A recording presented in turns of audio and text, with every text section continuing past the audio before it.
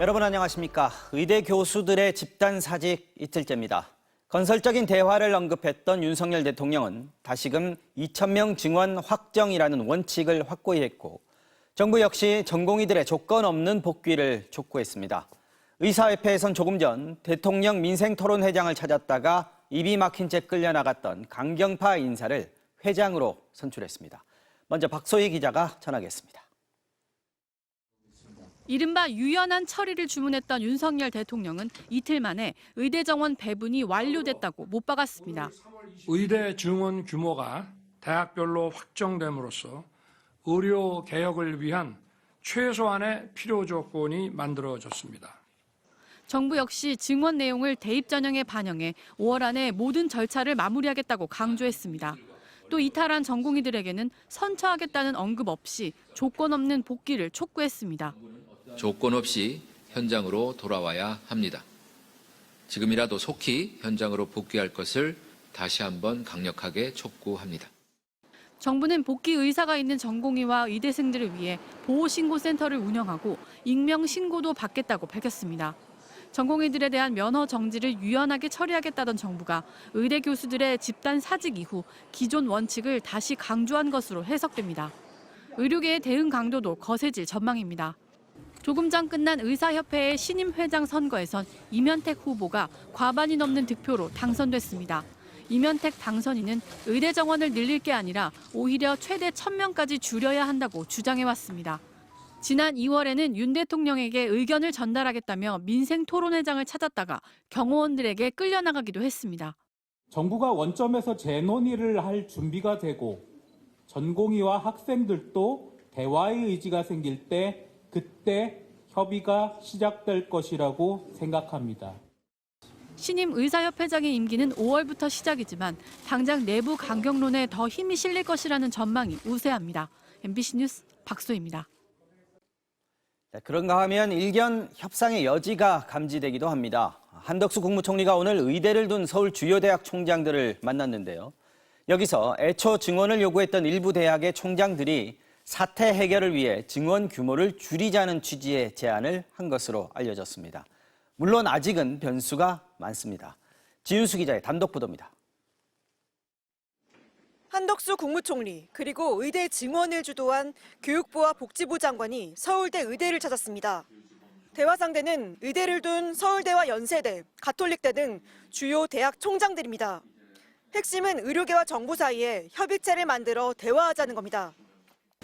국민의 입장에서도 그리고 정부의회에서 3자 참여의 어떤 협의체 구성이 앞으로의 의료개혁의 성공적 추진에 필요한 단계라고 생각을 합니다.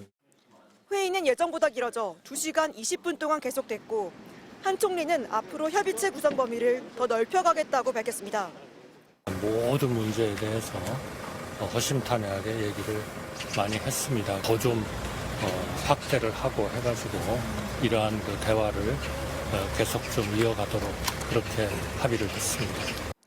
그런데 이번 대화에서는 의료계가 내건 조건, 즉 2,000명 증원 규모를 조정하자는 제안이 여러 차례 나왔던 것으로 알려졌습니다.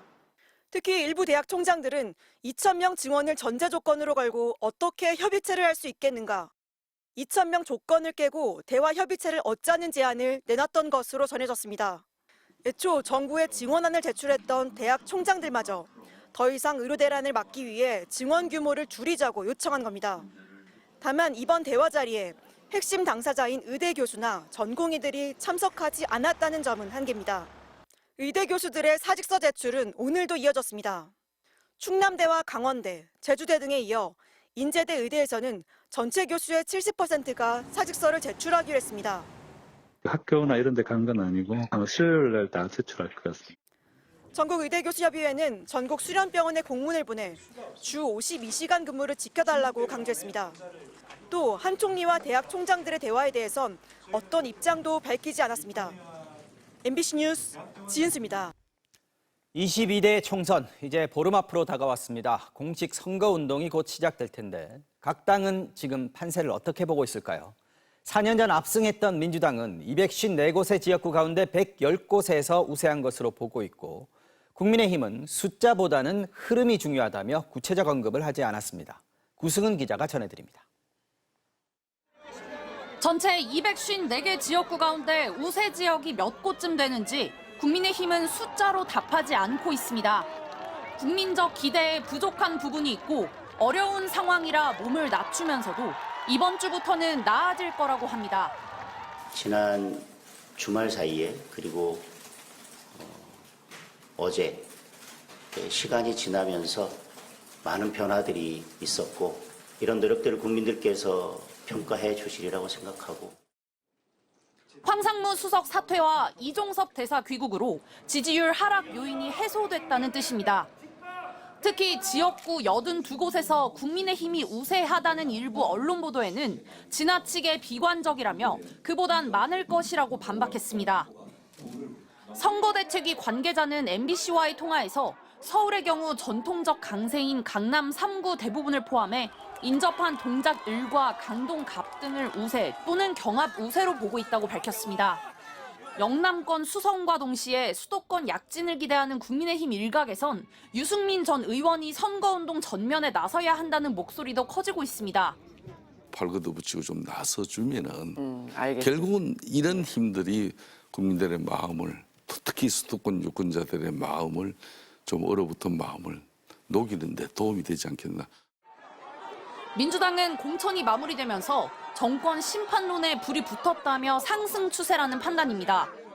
정권 심판론이 분명히 작동을 하고 있는 것 같습니다. 오만한 정권, 그다음에 이런 원칙과 상식을 깬 정부에 대해서 심판을 좀 해야겠다. 이게 강력하게 자리 잡고 있고요. 지난 한 달 새 뒤처졌던 지지율 격차를 좁혀가고 있다며 현재 110곳 정도 우세하다고 합니다. 수도권 강세 지역인 경기와 인천에서 현 의석 수준의 당선이 가능할 걸로 기대하고 있습니다.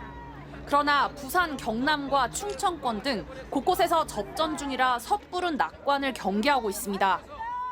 한석이라도 절대 승리해야 되는 선거이기 때문에 마지막까지 절대 신중, 절대 겸손의 자세를 잃지 않고 갈 수밖에 없다.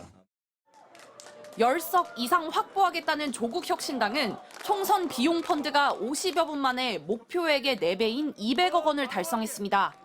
개혁신당은 지역구 당선자를 여러 곳 내는 게 목표라고 밝혔고 20석 이상과 현재 의석수인 6석 유지를 각각 목표로 내건 새로운 미래와 녹색정의당도 보름간 총력전을 펼칠 전망입니다. MBC 뉴스 구승입니다. 한동훈 국민의힘 비대위원장은 오늘 취임 후 처음으로 박근혜 전 대통령을 찾아가 만났습니다. 다소 균열이 감지되기도 한 대구 경북 지역의 지지를 다지기 위한 행보로 풀이되는데 이 자리에서 박 전 대통령도 단합을 강조한 것으로 전해졌습니다. 한 위원장은 이후 울산 등 영남권을 돌며 보수 지지층 결집 행보를 이어갔습니다. 윤수환 기자가 보도합니다. 6년 전 검사와 피고인 신분이었던 두 사람이 여당 대표와 전직 대통령 자격으로 만났습니다. 한동훈 비상대책위원장이 박근혜 전 대통령을 방문한 건 지난해 12월 취임 이후 처음입니다. 국정 전반과 현안들 그리고 살아오신 이야기들이라든가 여러 가지 얘기에 대해서 제가 굉장히 좋은 말씀을 들었습니다. 핵심 지지 기반인 대구 경북엔 이번 총선에 최경환 전 부총리와 공천 취소된 도태우 변호사 등 이른바 친박 계열 인사들이 무소속 출마하면서 다소 균열이 감지됐습니다. 박 전 대통령도 30분간의 대화에서 단합을 강조한 걸로 전해졌습니다. 위기일 때 뜻을 모아서 단합하면 그것이 되게 중요하다. 이런 취지의 말씀을 하셨고. 박 전 대통령을 만나는 게 중도층에 악영향을 주지 않느냐는 질문에 한 위원장은 당 대표로서의 할 일을 하는 것이라고 선을 그었습니다. 한 위원장은 김기현 전 당대표와 함께 서서 유세를 벌이는 등 이른바 부울경 지역을 잇따라 돌며 지지층 결집 행보를 이어갔습니다. 국민의힘은 당초 나라를 범죄자와 종북 세력에게 내주지 말자는 현수막을 만들어 전국에 내걸려 했다가 급히 철회했습니다. 선거에서 이야기할 수 있는 여러 가지 이야기들이 있잖아요. 그러니까 그 말이 뭐 잘못됐다는 취지가 아니라 저는 좀 더 국민들께 더 좋은 말을 내거는 게 좋겠다라고 생각한 겁니다. 국민의힘 비례위성정당인 국민의 미래는 천안함 피격 14주기를 맞아 첫 공식 행선지로 인천 백령도 위령탑에 찾았습니다. 이재명과 조국 두 야당 대표를 심판해야 한다고 날을 세우면서 야권 일각의 대통령 탄핵 발언도 비판했습니다. 정부를 끌어내리자. 이거는 무정부주의자들이 하는 말입니다. 투표를 해서 뽑은 대통령을 끌어내리자.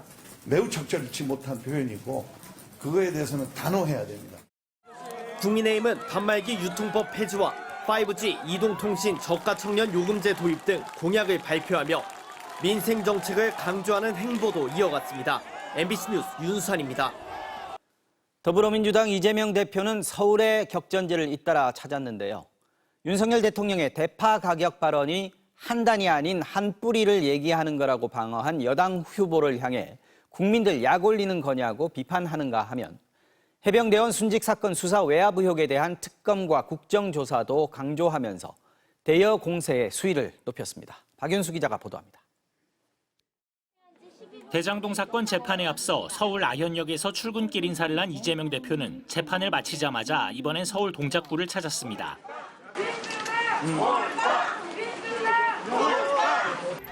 경찰 출신 류사명 후보가 국민의힘 나경원 후보와 맞붙는 곳으로 공천 확정 이후 벌써 4번째 방문입니다. 각종 여론조사에서 열세로 조사된 만큼 정권 심판을 위한 적극적인 투표를 호소했습니다. 방관하고 외면하는 것은 현 체제를 인정하는 것이고 현 체제가 계속되라고 응원하는 것과 똑같습니다. 대파 한 단에 875원이면 합리적이라고 한 윤석열 대통령에 대한 공세도 이어갔습니다. 특히 대통령 발언을 엄호한 여당 후보의 이 발언을 문제 삼았습니다. 875원, 네. 그거는 한 뿌리 얘기하는 겁니다. 이거 지금 국민들 염장 지르는 겁니까? 맞습니다. 약 올리는 겁니까? 네, 맞습니다.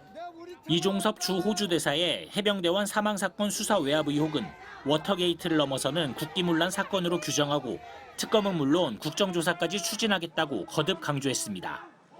민주당은 해병대원 사망을 조그마한 사고라고 한 대통령실 고위 관계자를 겨냥해 수사 외압 세력이라고 몰아붙였습니다.